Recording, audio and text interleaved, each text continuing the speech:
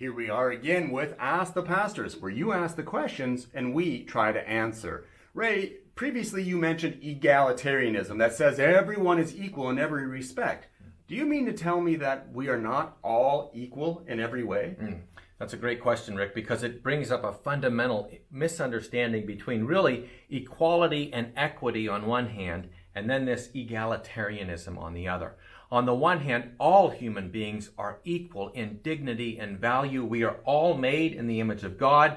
Every tribe, every tongue, every people, every race, male and female, we are the image of God. No person is more valuable, more worthy than anyone else when it comes to our inherent dignity as human beings. However, what we have to admit is that God has not made us all exactly the same.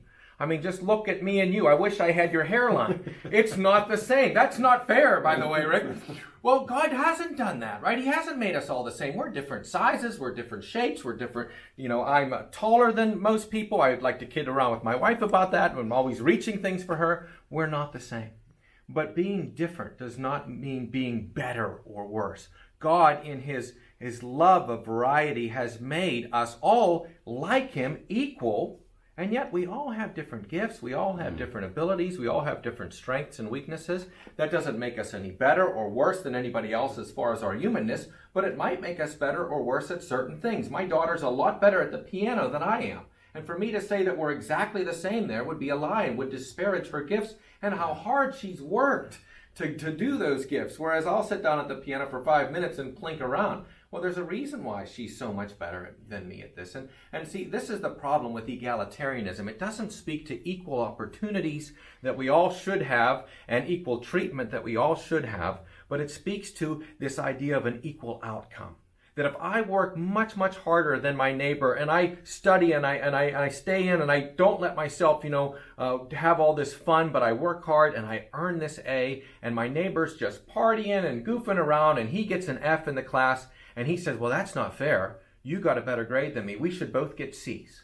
And that's what egalitarianism would do. It would level the field. Everyone has to be the same. Equal outcomes. That would completely distort what God has done, whereas he has given us the same nature and character, but he calls each one of us to obey him, and he promises us rewards based upon how much we do.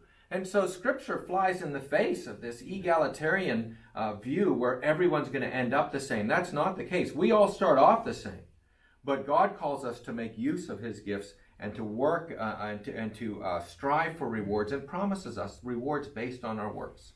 Yeah, that's a great point. I'm never going to play in the NBA. Why? Because I don't have the physical attributes for it. I don't have 100,000 hours of shooting free throws. I don't have the opportunities for it. Remember that God created the diversity in his creation, and none of us should ever begrudge the providence or the gifts and graces that God has given to someone else. We should be grateful for them, and we should rejoice in that, because God likes a diverse creation with differences, not all the same. Well, that's it for Ask the Pastor today. Keep sending in your questions.